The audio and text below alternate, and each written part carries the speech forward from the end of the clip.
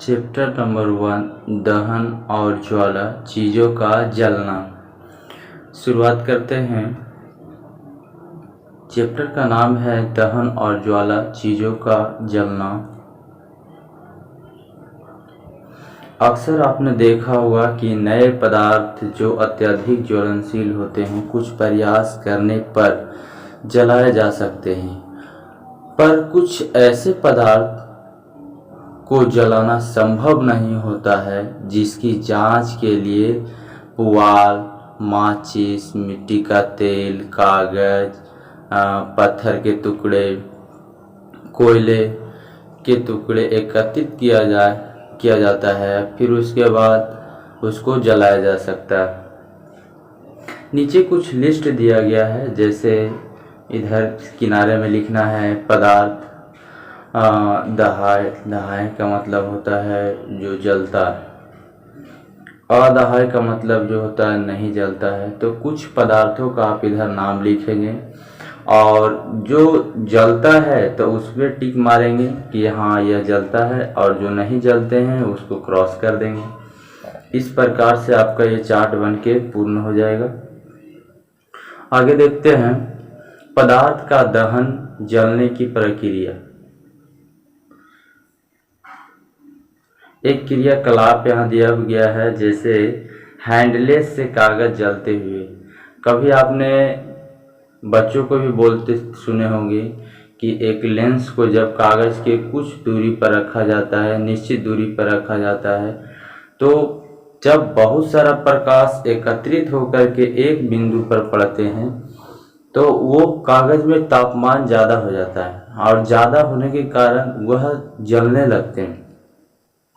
अच्छा, इस प्रकार कह सकते हैं कि कागज जो है जलने लायक है ना। और इसको जलने के लिए क्या चीज़ का आवश्यकता हुआ? तापमान का। आगे बात करते हैं।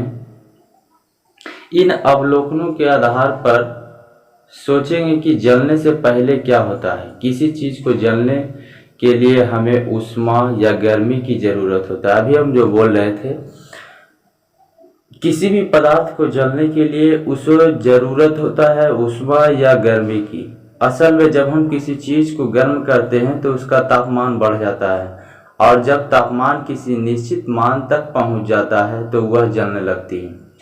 किसी भी पदार्थ को जलने के लिए एक निश्चित मात्रा होती है, निश्चित मात्रा में तापमान होनी चाहिए।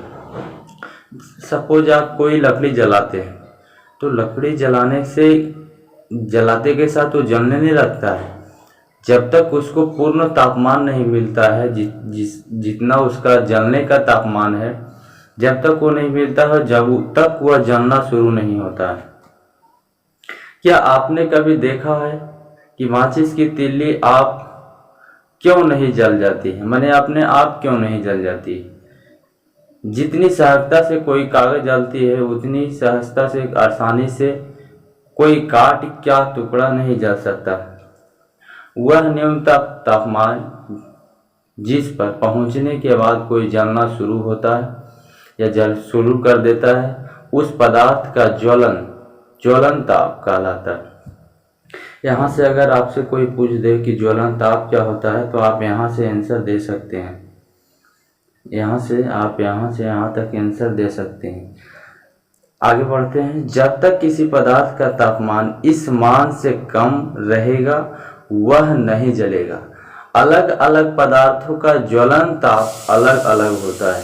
किसी पदार्थ को जलने में कम तापमान लगता है, किसी पदार्थ को जलने में ज़्यादा तापमान लगता है। आगे बढ़ते हैं। गर्मियों के मौसम में बहुत अधिक गर्मी पड़ने पर कुछ स्थानों में सूखी घास आग पकड़ लेती है, जिससे पूरा जंगल ही आग के चपेट में आ जाता है, जिसे दावानल कहते हैं। ये दावानल का अक्सर घटनाएं मिल जाती है, जैसे आपने टीवी पर देखा होगा कैलिफोर्निया के जंगल में आग लगा हुआ है, और वो ही कैलिफोर्निया जो होता है पृथ्वी का फेफड़ा कहा जाता है, क्योंकि वहाँ पर 30 से 40% पूरी दुनिया का वनस्पति पाए जाते हैं। इसलिए उस कैलिफोर्निया की जंगल को पृथ्वी का फेफड़ा कहा जाता है। तो वो जो अक्सर सुनने में आता है कि वहाँ आग लग जाता है, आग लगने का कारण भी होता है कि घर्षण हो, है ना, और भी कई कारण होते हैं। वह पदार्थ जिसका ज्वलन ताप कम होता है वह आसानी से आग पकड़ लेता है। कभी कभी माचिस की तिल्ली ऐसे ही स्टोव के किनारे के बगल में ज्वाला से दूर रहने पर भी आग पकड़ लेता है। क्या आप इसका कारण बता सकते हैं? तो आपने कभी गेस किया होगा कि स्टोव के किनारे कोई माचिस रख दिया है, फिर भी आग पकड़ते के बिना ही वो जलने लगते हैं। क्यों? क्योंकि उसको जलने के लिए एक निश्चित तापमान होना चाहिए। किसी भी पदार्थ का ज्वलन ताप उस पदार्थ के रासायनिक पदार्थ प्रकृति पर निर्भर करता है। पेट्रोल का ज्वलन ताप केरोसिन के ज्वलन ताप से कम होता है।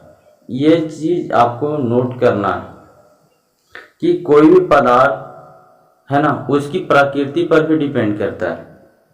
जैसे पेट्रोल जो होता है बहुत कम ही तापमान में वो जलने लगते हैं केरोसिन के अपेक्षा। और आपको ये भी बता दूं कि जो माचिस का तिल्ली जो होते हैं उसमें जो आगे का जो नोक होते हैं श्वेत फास्फोरस का पहले बना हुआ होता था, लेकिन अब उसके जगह पर लाल फास्फोरस का यूज किया जाता है। क्या होता है कि जब पहले सफ़ेद फास्फोरस का प्रयोग करते थे, है ना, तो ज़्यादा तापमान मिलते में वह स्वतः जलने लगते थे। अब इसे सुधार करके उसमें रेड फास्फोरस का यूज किया जाता है। आगे देखते हैं, एक प्रयोग और भी दिया गया है कि क्या कोई पदार्थ को जलने के लिए क्या क्या चीज़ की आवश्यकता हो सकती है। पहली बात तो हम कह सकते हैं कि किसी भी पदार्थ को जलाना है तो जलाने के लिए सबसे पहले तो तापमान की आवश्यकता है। दूसरी बात ऑक्सीजन की भी जरूरी होती है, जैसे कि इस प्रयोग में दिखाया गया है। इस प्रयोग में दिखाया गया है जैसे कि इस प्रयोग में दिखाया गया है कि एक मोमबत्ती है और ऊपर से कोई गिलास रखा हुआ है, और ये गिलास में ऊपर तक जब तक है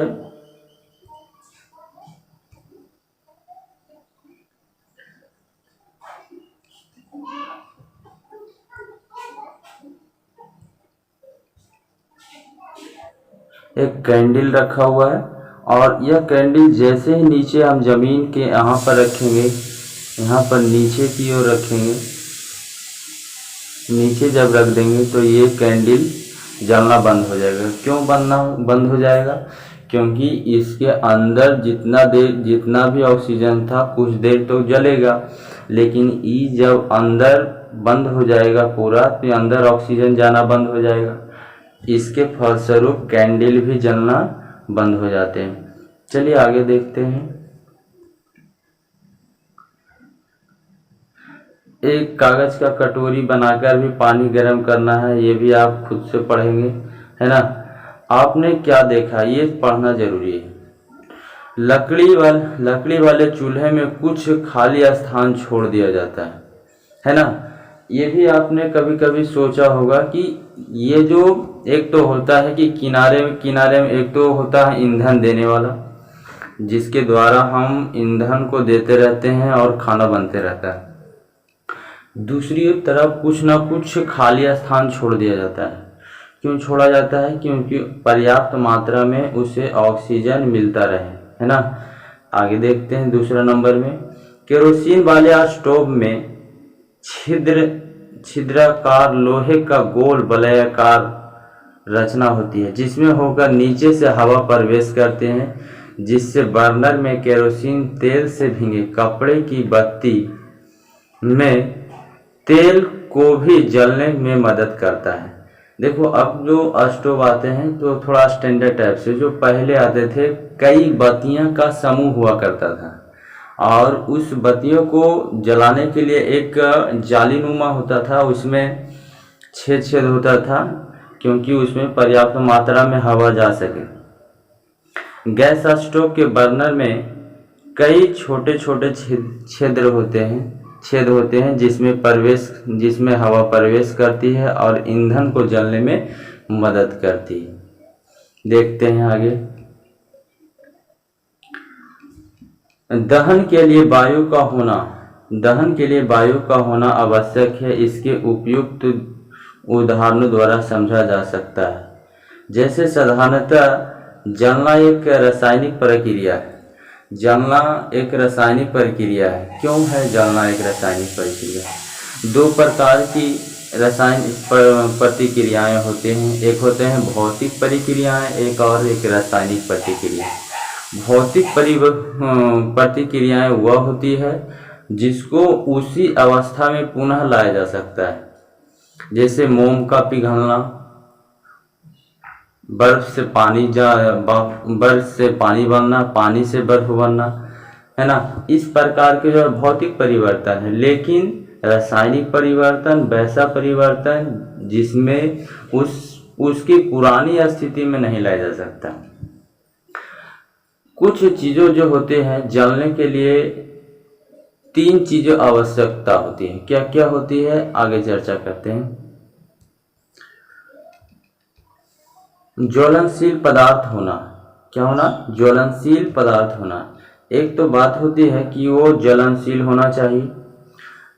ज्वलन ताप तक पहुंचने का कोई ना कोई उपाय होना चाहिए। और हवा तो सबसे इम्पोर्टेंट रखता है। जब किसी जगह आग लगता है तो सभी जगह कोशिश करते हैं कि कम से कम उसमें हवा प्रवेश करे। आगे अब आप देखते हैं कि बरसात के मौसम में माचिस की तीली या लकड़ी इत्यादि आसानी से नहीं जलते हैं। क्या इसके क्या क्या कारण हो सकते हैं? इसके 2 कारण है कि ठंड में वातावरण का तापमान कम हो जाता है और नमी रहती है। बरसात में नमी ज़्यादा होती है, गर्मी के दिनों में नमी की मात्रा कम रह जाती है। देखिए बरसात में क्या होता है ना कि इन्वायरमेंट में बहुत ज़्यादा नमी हो जाती है, मॉइस्चर हो जाता है और हर वस्तु आपको गीली गीली जैसा लगेगा। और ठीक उसके विपरीत गर्मी के दिनों में मतलब हर चीज़ आपको सूखा सूखा लगता है ना। वातावरण में तापमान ज़्यादा होते हैं और जिस समय तापमान कम रहेगा तो नमी रहेंगे। ऐसे दिनों में आप देखेंगे कि माचिस की तीली या गोईठा आसानी से जल जाता है। कब? गर्मी के दिन में।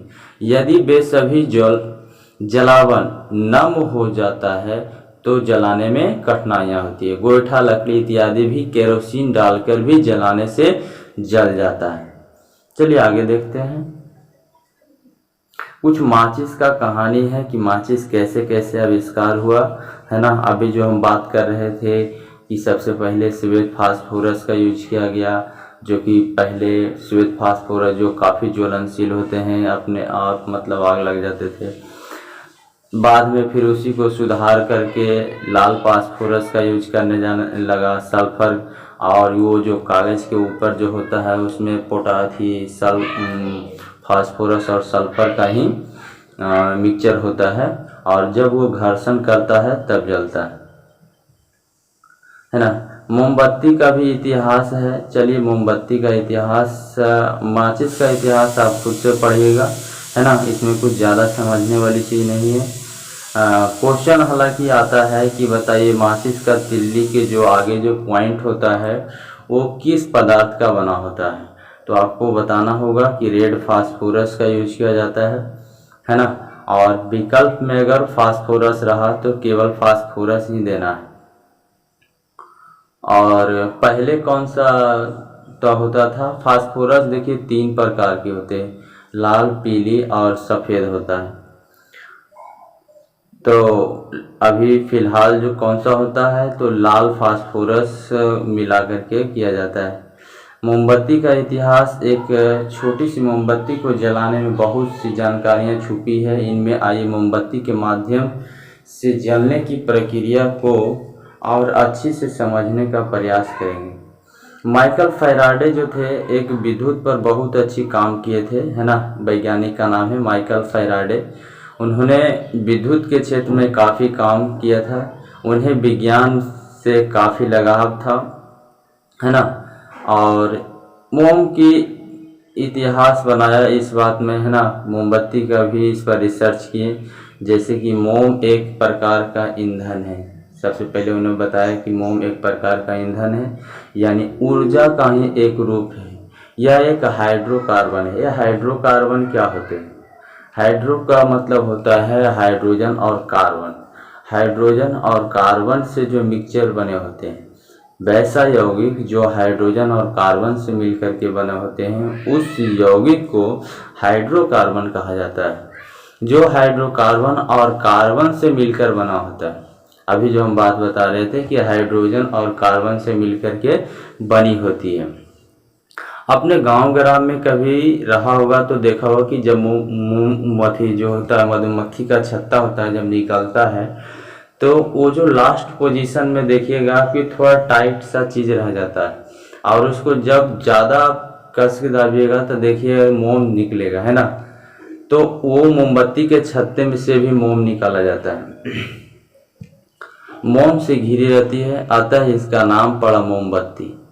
देखिए, एक होता है ना कि मोमबत्ती में एक बत्ती होते हैं और उस मोम से चारों तरफ घिरा होता है, इसी कारण इसका नाम मोमबत्ती है। आगे, बत्ती पर भी थोड़ी नरम थोड़ी मोम लगी होती है, जिससे जलाते हैं जिससे जलाई जाती है और बत्ती जलने लगती है। इसके आसपास के निचले वाले मोम पिघलते हैं। जैसे ही बत्ती को जलाया जाता है तो उसमें तापमान बढ़ जाता है और आसपास का जो मोम होगा, है ना, वो भी पिघलना शुरू हो जाते हैं। पिघली हुई मोम धागे की सहायता से ऊपर चढ़ती है, यानी केशकत्व की भी अति घटना हो सकती है ना। आगे ऊपर चढ़ती है और गर्म होकर हाइड्रोजन और कार्बन देती है। हाइड्रोजन सुनहरी ज्वाला के साथ जलकर जलवाष्प बनता है। ये जो जलता कौन है जी? तो हाइड्रोजन सुनहरी ज्वाला के साथ जलकर जलवाष्प बनाता है। क्या बनाता है? जलवाष्प। यह कार्बन को भी जलाता है। देखिए, जलने के बाद थोड़ा सा मात्रा में काला धुआं भी निकलता है। कार्बन के कुछ भाग बच जाते हैं जो कि ज्वाला के बाहरी भाग में जलता है। आप ज्वाला की गौर से देखिएगा तो किनारे वाला जो सबसे लास्ट का हिस्सा होता है, उसमें कुछ काला भाग भी होता है। यह काफी मात्रा में ऊर्जा देती है। यह क्या होती है? काफी ज्वलनशील होता है, काफी मात्रा में ऊर्जा भी देते हैं। इस तरह मोमबत्ती प्रकाश और ऊष्मा देती है। यानी वो कौन सा रासायनिक परिवर्तन करके यानी प्रकाश और ऊष्मा देती है। यह प्रमाणित भी किया, यानी जो माइकल फैराडे थे, यह भी प्रमाणित किया कि आप भी कर सकते हैं, है ना। मतलब बताया कि आप इसको आप प्रमाणित करके बताया और आप भी इसको कर सकते हैं। आगे बताया गया है कि आपको किस प्रकार से करना है। 50 मिली का एक बीकर, शीशे का गिलास लीजिए, है ना, कुछ बर्फ डाल दीजिए। बीकर के नीचे एक मोमबत्ती जलाकर रख दीजिए। गिलास या बीकर के नीचे जलवाष्प के उपस्थित होना यह प्रमाणित करता है कि जलने पर जलवाष्प बनता है। जो गैस इससे निकलती है उससे अगर चूना पानी के अंदर बहाया जाता है तो यह दूधिया हो जाता है। क्लास 7 में हम आपको बताए थे कि चूने का पानी में जब कार्बन डाइऑक्साइड डाला जाता है तो उसका रंग जो हो जाता है दूधिया हो जाता है। ठीक उसी प्रकार से यहाँ भी वही प्रक्रिया करना है। इसके अंदर कार्बन डाइऑक्साइड मौजूद होता है। जब वो अगर मोम से जलाने से अगर कार्बन की मात्रा निकलती है, कार्बन डाइऑक्साइड की मात्रा निकलती है, तो यह तो ज़रूर साबित हो सकता है कि वो जो चूना का पानी है दूधिया आखिर क्यों हो गया। क्लास 7 में बताए थे चूना के पानी में जब कार्बन डाइऑक्साइड डाला जाता है तो उसका रंग उसका जो पानी का जो रंग होता है बिल्कुल दूध के तरह दूधिया हो जाता है। आगे देखते हैं। दिए पर भी आप रिसर्च कर सकते हैं, है ना, दिए पर भी रिसर्च कर सकते हैं, है ना। आगे देखते हैं।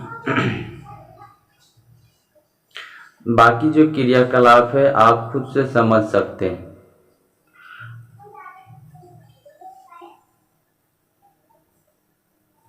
चलिए यहां से करते हैं। क्या कभी आपने सोचा कि आग गर्म क्यों होती है ना। आगे देखते हैं। हमने पाया कि जब किसी पदार्थ को जलाया जाता है तो ऊष्मा निकलती है। क्या निकलती है? ऊष्मा।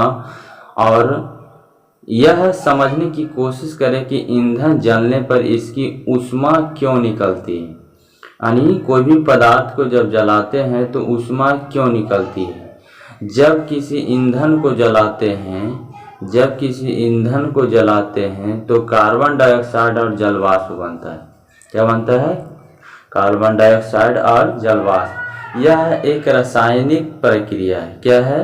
रासायनिक प्रक्रिया है जिसमें एक नए पदार्थ का निर्माण होता है। यह नया पदार्थ काफी अस्थायी होते हैं। जिस प्रक्रिया में काफी मात्रा में ऊर्जा निकलती है जिसका ऊष्मीय मान बहुत ज़्यादा होता है, अतः आग गर्म होती है। तो आपको अगर पूछ दिया जाए तो यहाँ से आप यहाँ तक आंसर दे सकते हैं इसका, ये आग जो उसमें ऊष्मा क्यों निकलती है, तापमान में क्या ऊर्जा होती है। इस प्रकार से अगर क्वेश्चन पूछा जाए तो आप यहाँ से लेकर के यहाँ तक आंसर दे सकते हैं। ठीक है, आगे बढ़ते हैं। आपने घर, खेत खलिहान, दुकानों और कारखानों में कभी आग लगते देखा या सुना होगा। क्या आप जानते हैं कि झारखंड खनिज इलाका में आज भी आग के संवेदनशील है। झारखंड के खनन क्षेत्रों में आग लगना आम बात है। आपने सुना होगा, कभी अखबार में सुना होगा कि जो खान होते हैं उसमें विस्फोट होते रहते हैं। तो आग पर नियंत्रण कैसे करें। अब देखिए, जो आग लगते हैं उस पर नियंत्रण किस प्रकार से किया जा सकता है। चलिए पढ़ते हैं आगे। क्या आपने निकट शहर या नगर में फायर ब्रिगेड स्टेशन है। फायर ब्रिगेड स्टेशन यानी जहाँ भी नगर पालिका होती है, यानी छोटा मोटा शहर है, नगर पालिका की व्यवस्था है, तो वहाँ फायर ब्रिगेड का भी व्यवस्था होता है। क्या कभी आपने आग बुझाते देखा है। साधारणतः यह आग जल डालती है जब ज्वलनशील पदार्थ को ठंडा करता है। ऐसे करने से आग का फैलाव बंद हो जाता है। इस प्रक्रिया में जो जलवाष्प बनती है वह बाहरी वायु की आपूर्ति बंद कर देती है और आग बुझ जाती है। देखिए, जो फायर ब्रिगेड वाले लोग होते हैं वो आते हैं और वो इतना प्रेशर से पानी डालते हैं कि वह समझते हैं कि जो जलवाष्प बन रहे हैं वह किसी भी प्रकार से बाहरी वायु का आपूर्ति बंद कर देना है और आग को बुझाना है ना। उसमें प्रेशर भी ज़्यादा रहता है कि यानी जिस स्थान पर पड़ने पर वो आग जो होता है प्रेशर से भी बंद हो जाता है। और दूसरी तो यह हो सकता है कि जलवाष्प बनाती है और बाहर से जो आपूर्ति वायु है उसको इतना कम समय दे कि मतलब बंद हो जाए और आग बुझ जाती है। आग के फैलाव को रोकने के लिए इन तीन में से किसी एक काम को करना पड़ता है। आगे देखते हैं।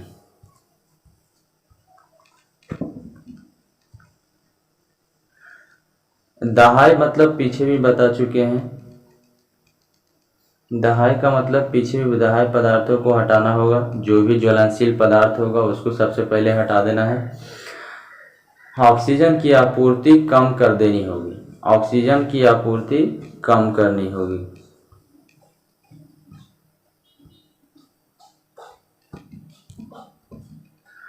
ऑक्सीजन की आपूर्ति कम करनी होगी, है ना, जिसमें ज्वलनशील उसके ज्वलन ताप को बढ़ा देना होगा, है ना। आइए, इन आग बुझाने वाले षड्यंत्र को अग्निशामक कहा जाता है।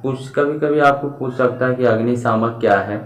तो अग्निशामक वह पदार्थ है, वह सामग्री हो सकता है जिससे आग बुझाया जा सकता है, जिनमें एक एक कार्बन डाइऑक्साइड गैस उच्च दाब भरा होता है।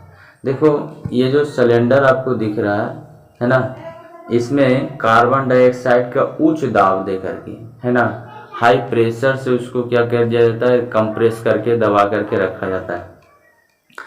दूसरा, इसमें कांच का एक शीशी में अम्ल, और जिस पात्र में कांच का बोतल रखा जाता है जिसमें सोडियम बाइकार्बोनेट होता है।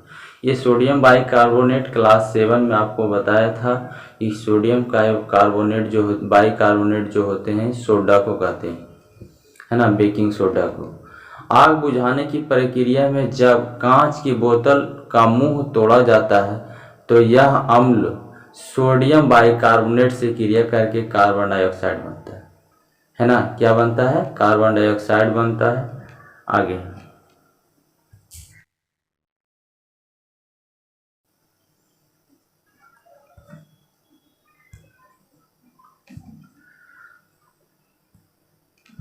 जो आग का हवा के संपर्क को तोड़ देता है जिससे आग बुझ जाती है। अब सरकारी आदेश के अनुसार कार्यालय, संस्थान और मल्टी स्टोरी बिल्डिंग में रखना अति आवश्यक है। कुछ सावधानियों पर भी ध्यान देना आवश्यक है। जहां बिजली से आग लगी हो यहां पानी से उपयोग नहीं करना है। आपने कभी सुना होगा कि जब इलेक्ट्रिक से कोई आग लगता है ना, तो आप कभी भी आपको पानी से उपयोग नहीं करना है ना, पानी का उपयोग नहीं करना है। आप पेट्रोल के पंप के नज़दीक बाल्टी में बालू रखे देखे होंगे, जरा सोचिए क्यों रखा जाता है ना। कभी कभी बच्चे लोग होते हैं वो दिमाग लगाते हैं कि अच्छा ये तो यहाँ पेट्रोल मिलता है, डीजल मिलता है, लेकिन ये बालू का क्या कनेक्शन है इसमें, है ना। कभी हम भी सोचा करते थे, लेकिन बाद में जब पता चला है ना, तो लगा कि नहीं, ये बालू भी बड़ा काम का चीज़ है ना। फिर उसी प्रकार से आगे है, या आपने नज़दीकी अग्निशामक सेवा के टेलीफोन नंबर वो नोट किया है, पटना का जो दिया हुआ कोड दिया हुआ है ना। आपके आसपास अगर कहीं आग लग जाए तो तुरंत अग्निशामक को टेलीफोन नंबर कीजिए, है ना। आजकल तो मोबाइल में भी जब सिम लिया जाता है सबसे पहले वही सब लिखा हुआ मिलेगा, है ना। अग्निकांड क्यों, अग्निकांड क्यों? कोयले की खान में कोयला को स्वतः दहन से कई खतरनाक अग्निकांड के बारे में सुना होगा, जिससे हर एक वर्ष बहुत जान मान की क्षति होती है। जंगल में स्वतः अग्निकांड या तो बहुत अधिक गर्मी से हो सकते हैं या कभी आकाशीय बिजली के गिरने से होते हैं। ये कभी कभी क्या होता है कि बिजली ऊपर से जो गिरते हैं उसमें काफ़ी मात्रा में तापमान होते हैं और ज़मीन के नीचे कोयला होता है, और वह जब नीचे जाते हैं या कोई बहुत मात्रा में नीचे चल जाते हैं तो वो उस समय आग लग जाते हैं, या फिर बहुत ज़्यादा गर्मी करने के कारण हुआ, घर्षण हुआ, है ना, किसी आकाशीय बिजली के गिरने या कभी कभी पौधे की आपसी रगड़ से। हम त्योहारों में जो पटाखा जलाते हैं यह भी अग्निकांड का एक प्रमुख कारण हो सकता है। दीपावली के उसका कल होकर के कल न्यूज आता है कभी कभी, है ना, कि पटाखा से किसी का घर जल गया, कारखाना, ये सब, है ना। विस्फोट एक तरह का तीव्र दहन का भी उदाहरण है, यानी उसमें बहुत ज़्यादा तीव्र दहन होता है, बहुत तेज़ी से आग लगते हैं। आगे, अब मोमबत्ती की ज्वाला और रसोई गैस के स्टोव की ज्वाला को रंग को ध्यान पूर्वक देखिए, है ना, इससे क्वेश्चन आपको बनेगा, है ना। और बाद में भी जब कंपटीशन का तैयारी करते हैं तो उसमें एक क्वेश्चन आता है, इस चीज़ को आपको ध्यान रखना होगा। चलिए समझते हैं। देखिए, जो लैंप होते हैं, है ना, ज्वाला होते हैं, तो उसका जो बाहरी हिस्सा है ना, बाहरी हिस्सा जो है, सबसे बाहरी हिस्सा होता है नीला होता है। कैसा होता है? नीला। और अदीप्त का मतलब होता है प्रकाशहीन होता है ना। इसमें कोई भी प्रकाश नहीं होता है, बाहरी हिस्सा सबसे नीला होता है, यह पूर्ण दहन होता है। देखना कभी कभी कोई गैस जो है जल रहा है तो आप देखना कि कभी कभी रेड जलने लगता है। तो रेड जलने का कारण क्या है कि ईंधन का पूरा उपयोग नहीं हो पा रहा है ना। कभी और जब वह ब्लू जल रहा है तो समझिए कि ईंधन जो हमारा जल रहा है वह पूरा यूज हो रहा है, क्योंकि यहाँ ऑक्सीजन ज़्यादा उपलब्ध होता है और यह नीला जलने से सबसे गर्म होता है। क्या होता है? सबसे गर्म होता है। आप याद रखेंगे कि बाहरी हिस्सा जो नीला होता है, अदीप्त होता है और पूर्ण दहन होता है। क्या क्या चीज़ याद रखना है? बाहरी हिस्सा तो नीला होगा, फिर अदीप्त भी होगा और पूर्ण दहन होता है। पूर्ण दहन का मतलब पूरी तरीक़ा से लगेगा, है ना, यूज होगा और ऑक्सीजन ज़्यादा होगा और सबसे गर्म होगा। मध्य भाग पीला होता है। आपको ये जानना होगा कि मध्य भाग पीला होता है, चमकीला होता है। दीप्त, दीप्त मतलब होता है यहाँ पर प्रकाश की मात्रा रहेगा जिससे आपको रोशनी मिल सकता है। यहाँ कुछ कार्बन के भी कण होते हैं। पूछेगा कि क्या कार्बन का कण होता है यहाँ पर? तो हाँ होता है। गर्म, जहाँ कार्बन होगा तो यहाँ भी क्या है कि गर्म होकर वाष्पित होता है, चमकीले लगते हैं। यहाँ पर भी पूर्ण दहन नहीं होता है। पूर्ण दहन केवल बाहरी भाग में होता है और बीच में नहीं हो पाएगा, है ना। आगे देखते हैं और आंतरिक भाग के बारे में समझेंगे कि आंतरिक क्षेत्र जो होता है एकदम नज़दीक होता है ना।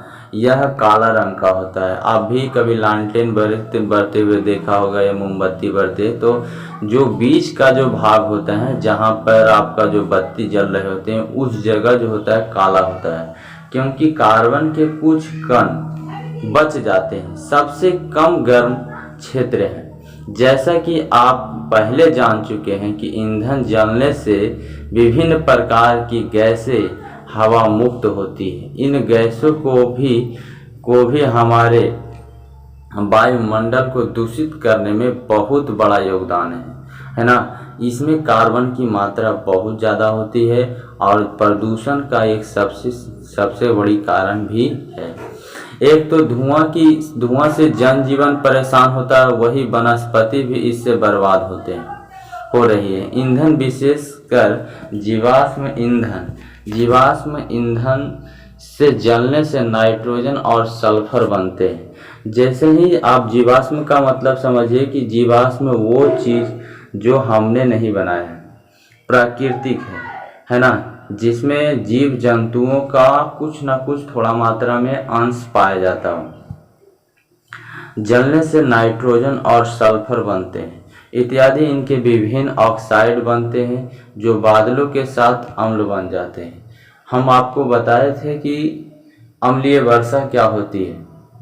नाइट्रोजन और सल्फर, है ना, नाइट्रोजन और सल्फर वायुमंडल में उपस्थित जलवाष्प से, है ना, SO2 और NO2 बनाते हैं और यही जो होता है अम्लीय वर्षा का एक कारण है। जहाँ तक संभव हो हमें धुआं रहित का मतलब कभी कभी कंफ्यूजन हो जाता है कि रहित की सहित बोल रहा है। रहित का मतलब नहीं होता है ना, धुआं रहित। आगे चूल्हे आदर्श ईंधन की विशेषता रखने वाले पदार्थ का ही प्रयोग में लाना चाहिए। इसकी विस्तृत जानकारी आपको आपके वायु एवं जल प्रदूषण में दिया जाएगा। देखिए इस प्रकार से आपका चैप्टर समाप्त हुआ, है ना। कुछ वर्ड मीनिंग जो होते हैं आपको ये इम्पोर्टेंट है ना। आप इस वर्ड मीनिंग को जानकारी रखिए या फिर इसको याद रख लीजिए, है ना, क्योंकि जो नेक्स्ट क्लासेस होते हैं, है ना, आपको किसी प्रकार से जब 10 कर लीजिएगा तो आपको फिर से इंग्लिश मीडियम में ही जाना होता है। कॉलेज में जितना भी ज़्यादा बुक होते हैं सब बढ़िया जो बुक होता है सब इंग्लिश मीडियम में होते हैं। तो आप कोशिश करिए कि इंग्लिश भी साथ साथ में जब बोलते समझते सीखते चलेंगे, है ना। जीवाश्म ईंधन यानी फॉसिल फ्यूल होता है। अग्निशामक को बोलते हैं फायर एक्सटिंग्विशर, है ना। दहन कंबसन, है ना। अब अपूर्ण दहन इनकम्प्लीट कंबसन, है ना। दीप्त क्षेत्र लुमिनियस जोन, चूना पानी लाइम वाटर, पूर्ण दहन, है ना। Complete combustion. ठीक है, आगे अगर अगले कक्षा में मिलते हैं। ठीक, बाय बाय।